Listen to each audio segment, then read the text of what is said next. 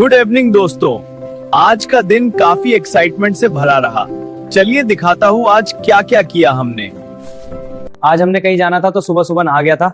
अब थोड़ा कपड़े धुल देता हूँ, उसके बाद किचन में देखते हैं क्या हो रहा है। किचन में क्या होना अज्जू भाई, यहाँ तो जस्सू प्लेट वाइपिंग ही करता है हमेशा की तरह। इनको दिखाओ वीडियो में जो मोमोज बना रहे। हाँ भाई दिखा हमको। देखो आज मोमोज खत्म हो गए थे तो मोमोज बना रहे हैं।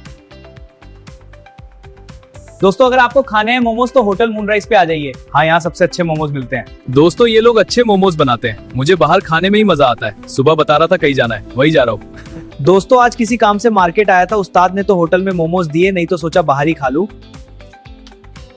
दोस्तों ये कैफे कहाँ पर होगा श्रीनगर वाले कमेंट में बताओ। आप लोग भी विजिट कर सकते हैं, काफी अच्छा है यहाँ।